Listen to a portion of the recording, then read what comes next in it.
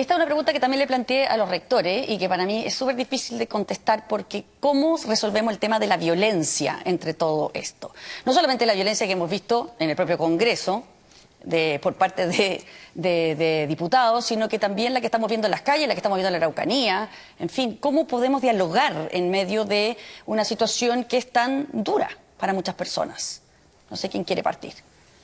Bueno, difícil pregunta. Yo estoy muy de acuerdo con lo que mencionaba el rector. Creo que hay espacios en los que hay que simplemente condenar la violencia y no hay espacios para que la institucionalidad se haga cargo de eso. Pero hay otras, también hay elementos previos a la violencia que también pasan por situaciones de abuso, por situaciones de sentirse fuera y no representado del sistema político, y creo que ahí las instituciones tienen que ser capaces de encauzar no la violencia, pero sí las frustraciones, la incertidumbre de la ciudadanía. ¿Qué salían en los diálogos que ustedes realizaron en Tenemos que hablar de Chile? La incertidumbre, yo creo que en el fondo suena como que, bueno, no sabemos que si voy a perder la pega mañana o si van a seguir subiendo los precios en la feria, y que quizás eso la gente lo diría como violencia. Como una incertidumbre gigante. Y eso se traspasa a muchos ámbitos de la vida. Y vivir con incertidumbre por muchos años termina siendo también probablemente muy violento. Que eso no se transforme necesariamente en una violencia física, creo que también es tarea del sistema político, de los partidos políticos, de encauzar ideas, de generar soluciones en el corto plazo, pero obviamente con esos límites también, y que hay espacios de violencia que simplemente creo que hay que condenar.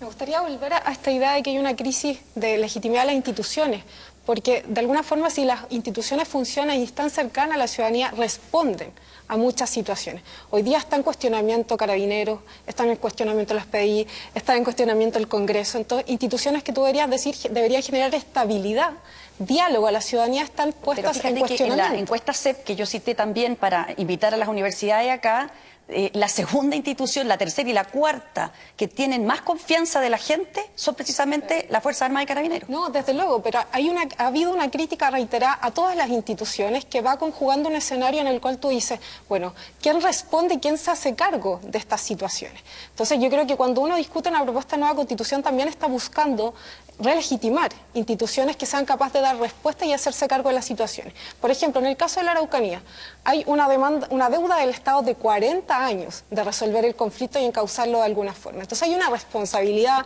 institucional del Estado que no depende de ningún sector en particular, es del Estado.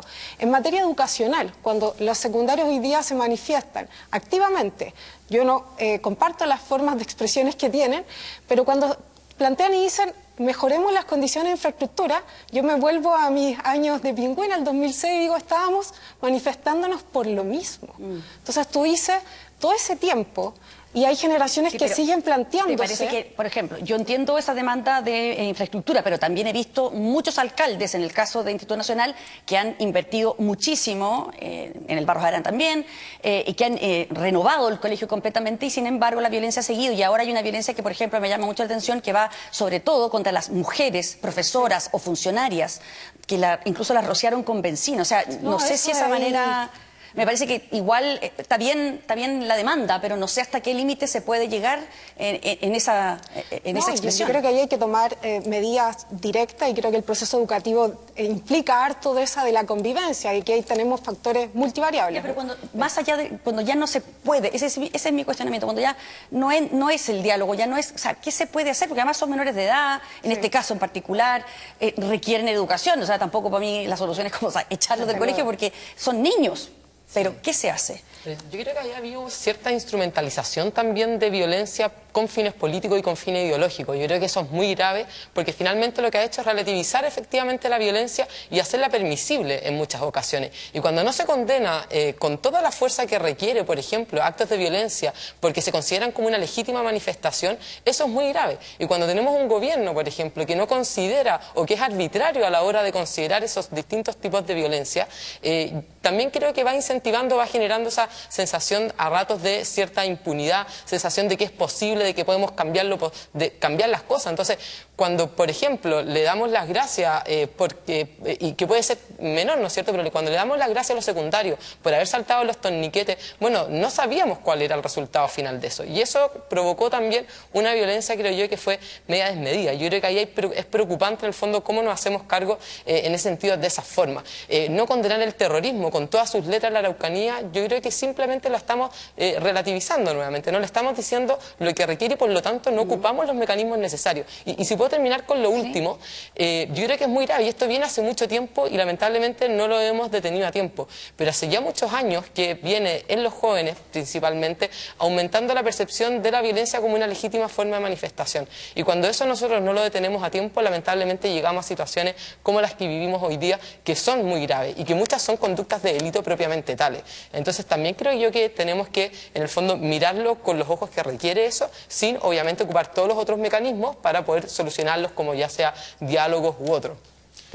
Yo primero señalar que obviamente los hechos que comentó el panel anterior de los rectores son absolutamente condenables y son formas de relacionarnos que no pueden tener cabida en nuestra democracia bajo ningún punto de vista. Lo segundo, y Magdalena mencionaba el estallido social fue un fracaso para nuestro país en múltiples dimensiones. Una de ellas es que habilitó, luego de los hechos de violencia y las protestas pacíficas que le continuaron, una discusión que de lo contrario no hubiésemos tenido. Y eso es un pésimo precedente para el procesamiento de las demandas en una democracia como la nuestra. Y por lo mismo... O sea, ¿tú crees que se validó la violencia como método para llegar a un... No creo que se validó, pero hubo personas o distintos grupos que entraron en una discusión y estuvieron disponibles a dialogar cosas que estaban sobre la mesa cuando vimos episodios que pusieron nuestra democracia en un péndulo. Y fue muy problemático. Y eso no puede volver a pasarnos. Y por lo mismo creo que es tan relevante enfrentar las discusiones cuando éstas correspondan. Bajo ningún punto de vista estoy legitimando los hechos de violencia jamás, pero ahí hubo un quiebre que no puede volver a suceder. Lo tercero es que en Espacio Público hacemos una encuesta anual que se llama Chilenas y Chilenos y en los últimos años sumamos algunas preguntas sobre violencia y les presentamos a las personas una lista de distintos hechos y ellos van evaluando cuán violentos los consideran. En los primeros lugares están las bajas pensiones, los precios de los medicamentos, los tiempos de atención de la salud. Es lo que está hoy día en el sentimiento de nuestra sociedad y por lo mismo también hay que enfrentarlo. Y cuarto lugar, respecto a las violencias, yo creo que es bueno que reconozcamos que existen múltiples dimensiones de estas violencias, sin embargo que para enfrentarlos no podemos verlos como un todo.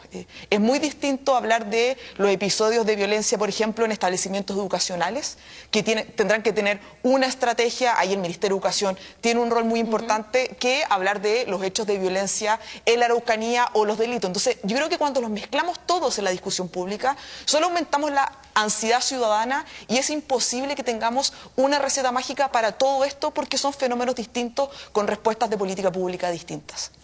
Sí, comparto y me parece que relevante que la mayoría de los procesos históricos en Chile, si uno va más atrás, donde se abrieron las posibilidades de cambio, implicó enfrentamientos ciudadanos. Eso no hay que, digamos, esta no es una excepcionalidad. Y también si uno va a otra experiencia histórica, o sea, si uno ve las imágenes de Revolución Francesa, que reivindicamos por mucho tiempo, implicó una tensión ciudadana. Yo creo que el problema es que lo que no hay que repetir es que la institucionalidad, para que eso no pase, se vuelva a distanciar tan sustantivamente de esto que está pasando. Y, por ejemplo, en este caso de la violencia, yo creo que es un buen indicador de que hay que tomar acciones. Y yo concuerdo, en educación implica unas maniobras envolventes. Desde luego tienes que, una vez que ocurren las situaciones de violencia, tomar acciones. Pero si solo nos quedamos en esa dimensión, la de la condena, estamos solo atendiendo al resultado y nosotros queremos que deje de provocarse y ampliarse. Lo mismo que pasa en la Araucanía. Nosotros queremos dejar de decir, usemos herramientas de excepcionalidad y lo que queremos es que deje de existir ese conflicto que es tan complicado para vivir con tranquilidad, que es lo que a mi parecer la mayoría queremos.